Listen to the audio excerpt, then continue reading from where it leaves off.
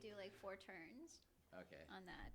So yeah, as you guys already heard, this is the this episode is covering the song "RJ Squirrel," and as you've probably guessed, because you can see it and hear it, they're going to give us a little sample of. Actually, I think they're going to do the whole song, right?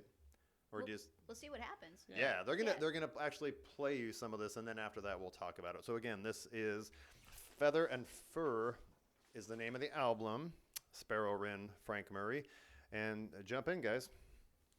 All right, here we go.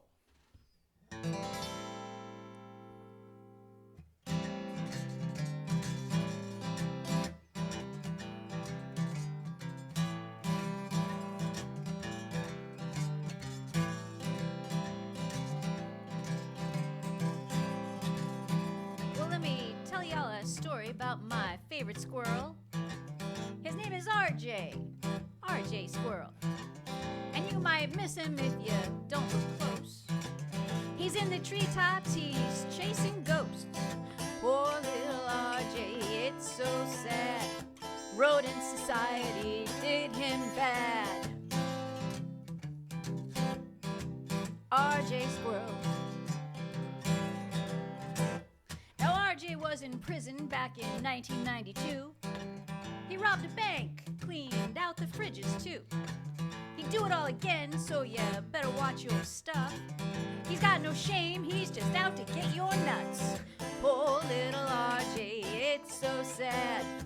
Rodent society did him bad. RJ Squirrel.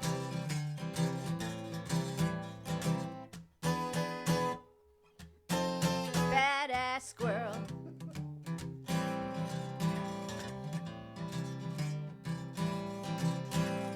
When RJ was in lockup with his concrete view, might have got off easy, just kinda skated through. But his cellmate was a pigeon, stool pigeon named Stu. He narked on poor RJ just like he'd narc on you. Poor little RJ, it's so sad. Rodent society did him bad. RJ Squirrel.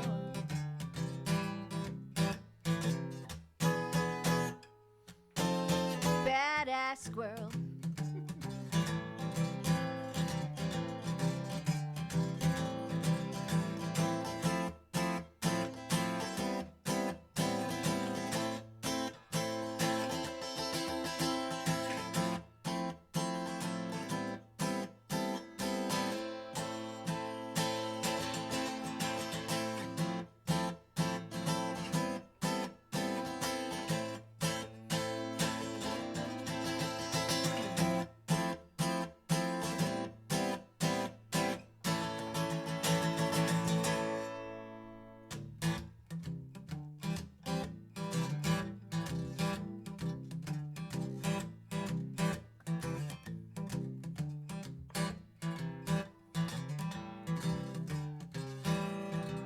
They say he shot a man in Reno just to watch him die. But that was from a possum, and you know they like to lie. I do believe he shot him, I think that part is true. But the guy had big nuts, and now they're RJ's too. Poor little RJ, it's so sad. Rodent society did him bad. RJ Squirrel.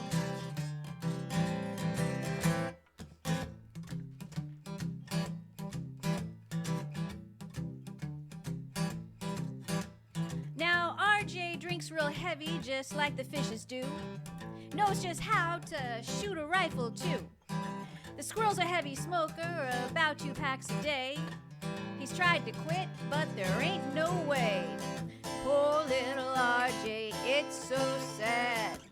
Rodent society did him bad. RJ Squirrel.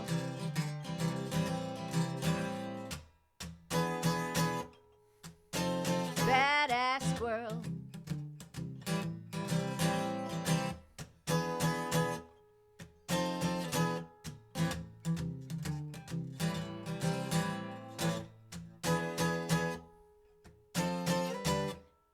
Badass squirrel.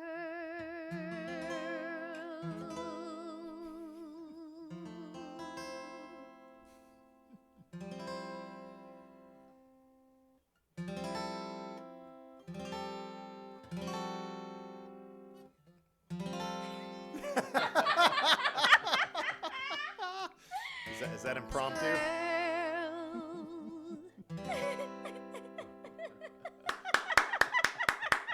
That was awesome, guys.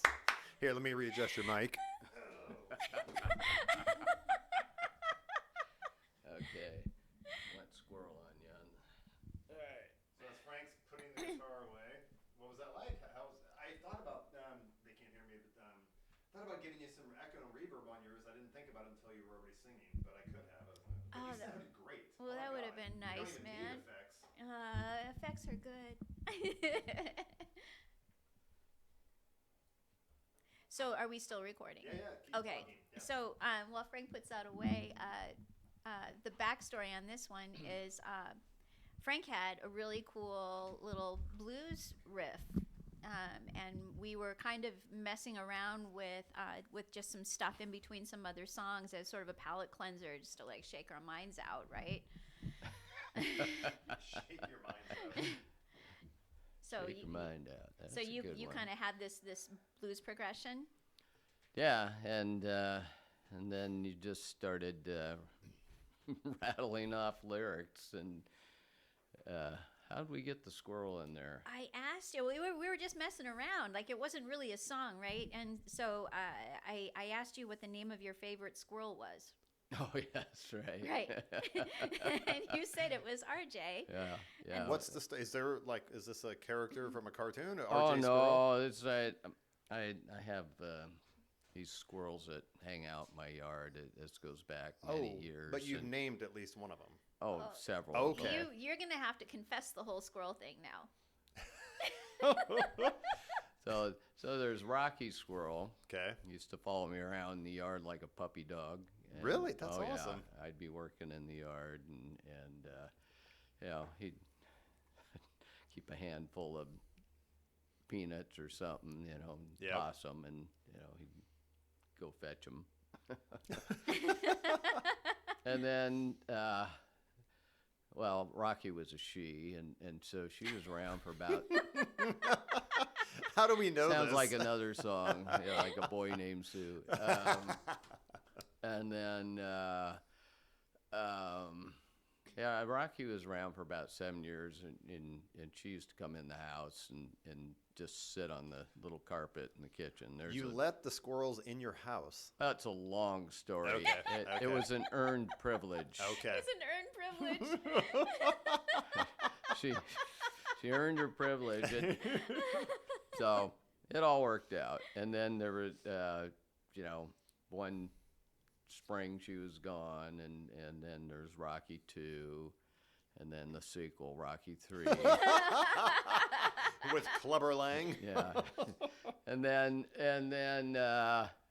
Rocky Jr., and then Rocky Jr. the second, and then recently is RJ Squirrel. And there's a reason.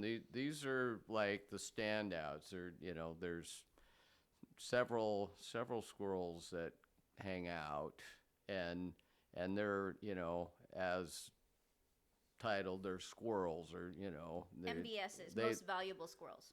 yeah, and we got Schizo Squirrel that just darts around the yard. Don't for let no that one in reason. the house. Yeah, Schizo Squirrel does not come in the house. So, but all the Rockies and RJ, they have this demeanor, and they this thing, and they just kind of saunter along, come up and how you doing, they don't actually talk. The nut We had to parade. clarify Please, that. please say- Although say there's the- an app on my phone that would translate, I'm sure. Can Yeah. you explain the nut parade though? Like the little nut lineup? The nut parade, that's something different. So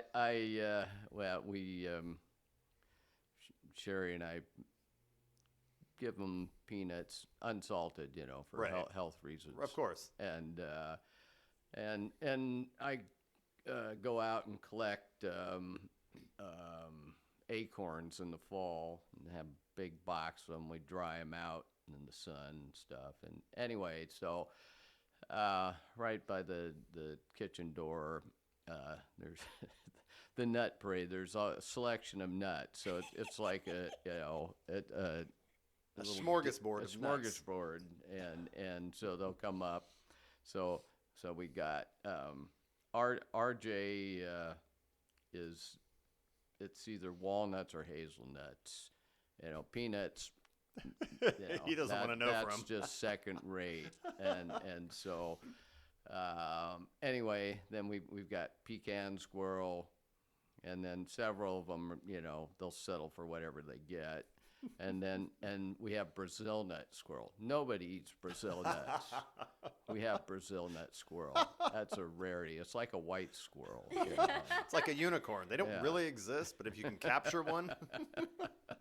And let's see what there's. And then we have almond squirrel too. So got 'em all. Macadamia squirrel or cashew squirrel? Well, yeah. I mean, they all like the cashews. I've got unsalted, of course. Of course. Yeah, you can't have your squirrels But, having high blood pressure. No. Unfortunately, the cashews don't make it that far because I'll probably eat them first. So Yep. I do share occasionally, but. So There I you might have have it. missed it. After you finished playing, you started talking about it, but you were just playing that riff, that blues riff, and then who thought the idea of doing this kind of it's definitely a bluesy song, almost scat? Is that not really? It's not really a scat song, I guess. It just kind of turned into this thing of its own, right? So Frank Yeah. had this cool blues thing that I thought was just really, really cool. Like I really, really liked it. And so I asked him what his favorite squirrel's name was because I was aware of the Nut Parade and the other stories. And so he said RJ, and so I just started making up lyrics. And Yep. RJ, there are a lot of other verses that didn't make it into this song. Like there's one about like he's got 2 full sleeves of tattoos that you can't see because they're covered up with fur, which is a real shame because it like lays out his backstory. Okay. His dad was run over by a truck when he was a young squirrel, and My gosh. his mom never really cared about That's him. a sad story. You guys did a lot of you created a whole story, a backstory for this squirrel. I couldn't stop. It's So going to be a Saturday morning cartoon. yeah, so when we were sitting there like just using this as a palate cleanser, I was saying stuff, and then I started writing it down, and then I kind of got like a little like obsessed with it. So at the end of the day, when I was driving home, I was like coming up with more lyrics, and RJ just kept getting darker and darker. Like he was he was was robbing. a happy squirrel. No, he's a tough squirrel, right?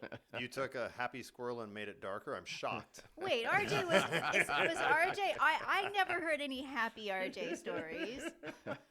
And We'll just have talk to RJ. it's blues, right? Like you don't, There is no happy Let me squirrel tell in the y'all a blues. story about a unicorn that's ridden by a 6-year-old. I mean, that doesn't work in blues, right? No, it doesn't. No. Yeah, so RJ had to be RJ has some patina on him. Yeah. We'll just say. And Oh my gosh.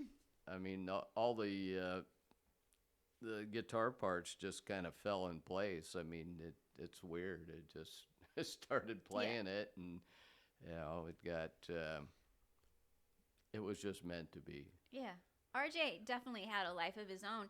And the whole backstory thing, it's like I can totally see this squirrel now. I don't know if you can, but like I can see this squirrel I see it right there. with the tats and the cigarette hanging out of his mouth. He's got a gun on the side and he's on a Harley and stuff. Like, he's just a super tough, badass squirrel. I didn't write him; he wrote himself. And so I was just going to ask, is this one of those songs, songwriters and musicians always say, some songs just fall out of you like that. Some songs it takes weeks or months to actually write. Did this just come pretty simple? Yeah, that came fast. Yeah. Really simple. But the tough part was like the next time I got together with Frank, I had to say like, that song we were joking about, like I'm not really kidding around anymore. I really think it needs to be a song about a squirrel. Well, yeah, because you said you guys kind of finished. You kept working on the backstory and the lyrics for the rest of this evening. Did you get most of it done that evening? And then you're almost implying that Frank didn't realize you might actually want to do this on the album, but then you came back and were like, yeah, we're doing this. Just I thought we were just screwing around, but And then you came back the next session, and Sparrow was like, no, we're doing this. Yeah, and I found a cool drum groove and came up with the bass part, and all of a sudden we had a working song. That's awesome, and it's got a good groove and a good beat to it. It's a fun song. It's super fun. I give it a 7. I give it. Oh, come on, RJ deserves All right, more I than think a it's 7. I think it's a 10. That is your a good one. favorite squirrel. Yeah.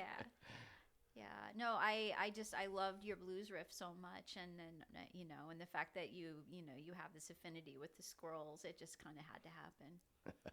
Have you? So that riff would not be easy to sing and play. Are you going to attempt to do it on some of your solo acoustic sets? Well, that would take a lot of practice, I think. Something we're talking about right now. Yeah, Or just rhythmically at that for that style of singing. That's a tough.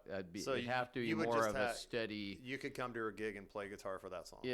For covering that, as a solo. I mean, all these songs, we had the conversation that we should be able to play them acoustically by themselves. That's a good song point. is you should be able to dumb it down, not dumb it down. You but can tear simplify it the down chords and just play basic chords and play campfire the song. style. Yeah, so I think we can pretty much do that for any of the songs. Won't sound exactly like it, but Right. like when Sparrow's doing her solo thing, she reinvents a lot of big hit songs Yeah, of course. her own way. So Yeah, like Def that's Leppard. how solo acts work. You know, Yes.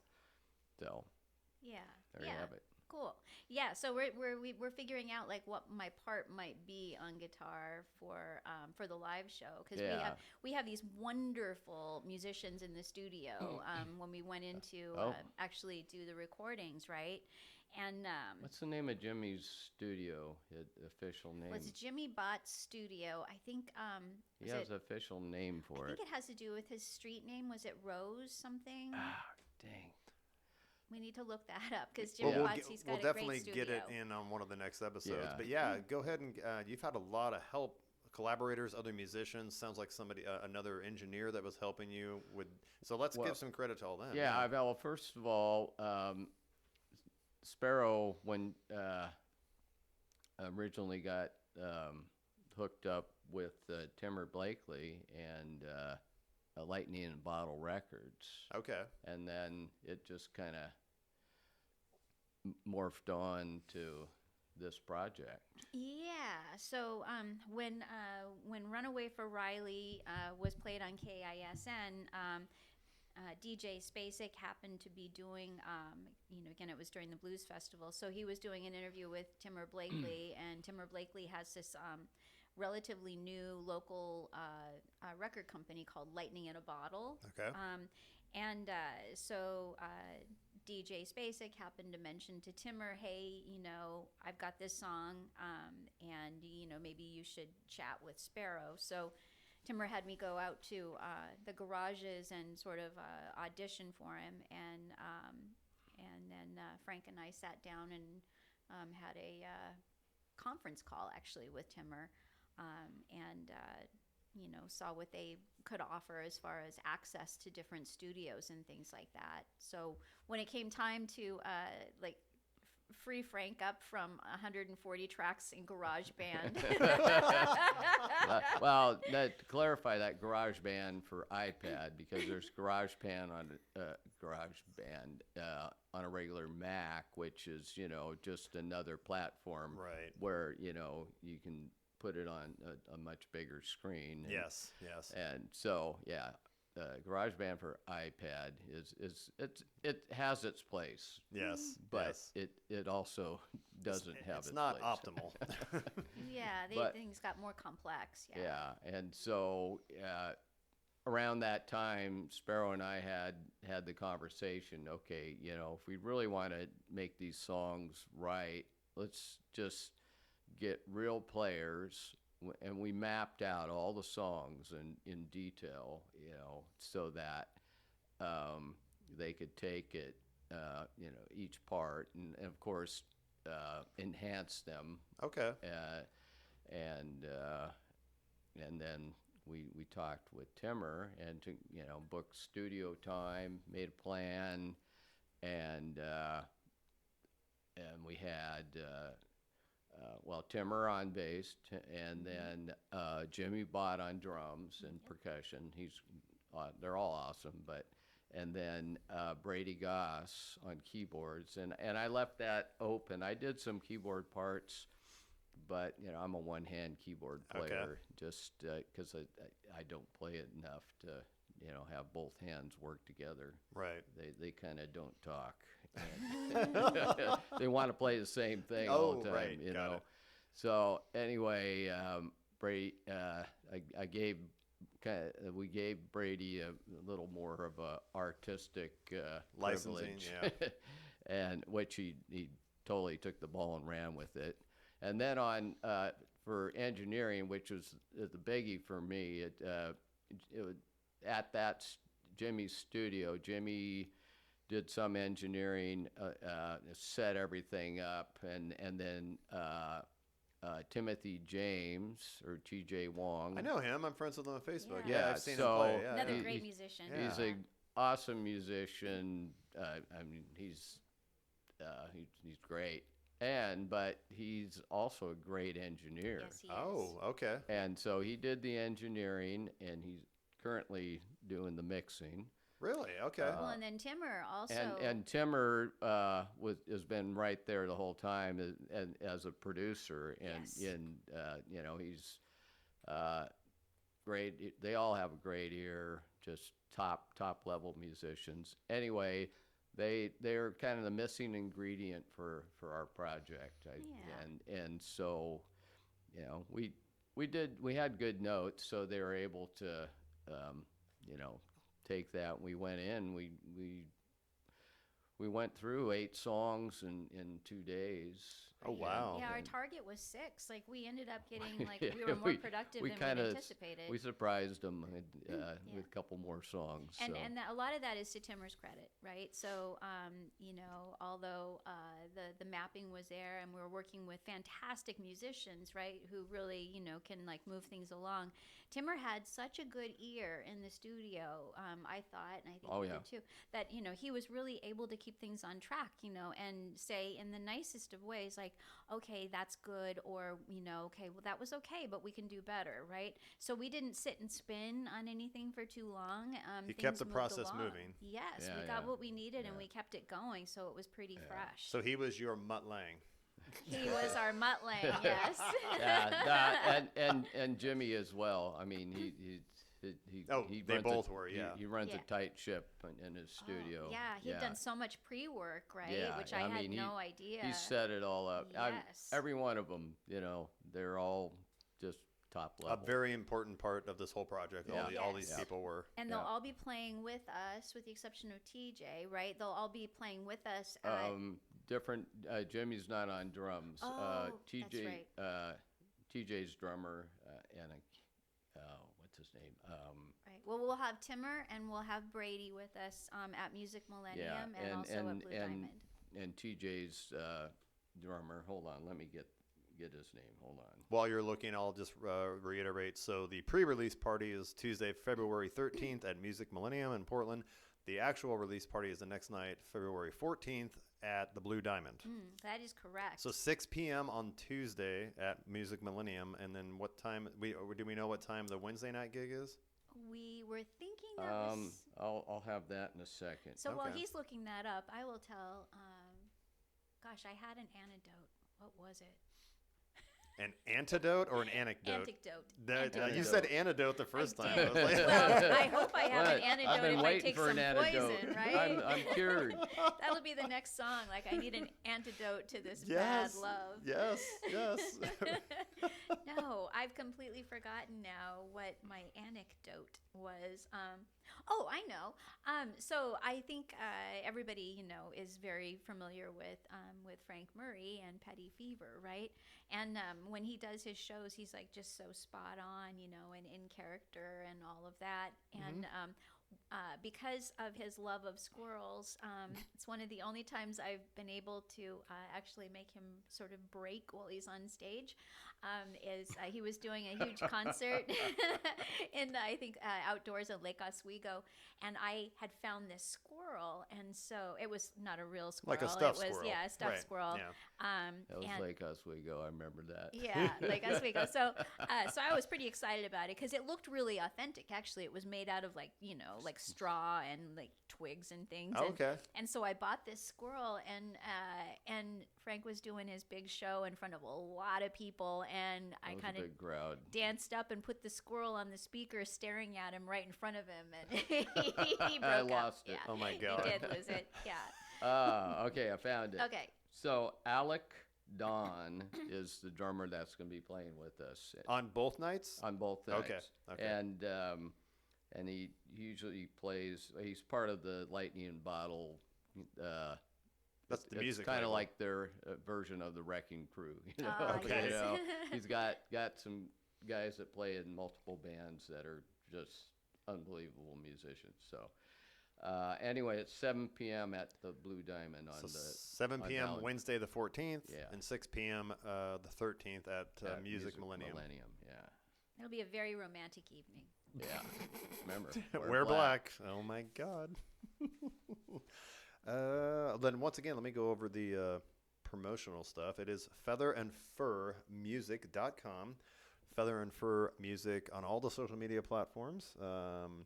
Sparrow, Wren, Frank Murray, the headliners or the creators of all this. And again, the studio was where you did the final tracks, but you guys put all the demos together in your studio here. Is that right? Frank did a lot of this in his home studio. in my home Okay, but studio, Yeah. You or guys- my couch. Just you two Yeah. did all the demos. Once you had the demos done, you took it to this studio again, Lightning in a Bottle. Is that the Well, label? that's the Jimmy. label. That's the label. Yeah, Okay, but- Jimmy Bott Studio. You know what? Let me look up the name Yeah, of Jimmy Jimmy's Bott studio. has a wonderful studio that we were able to tap into. And then we also went to Brady Goss has a studio where I did some of the lead tracking. And, Okay. And he did some of the keyboard parts a little later. So that's where you guys did the finished products, the finished tracks that are going to be Finished released. tracks, Correct, yeah. yes. And then Timothy is doing the mixing in his studio. Okay. So there's Timothy James. Yeah. Yeah. Yes. Are you? I just thought of this too. Obviously, it's going to be offered in all the digital platforms.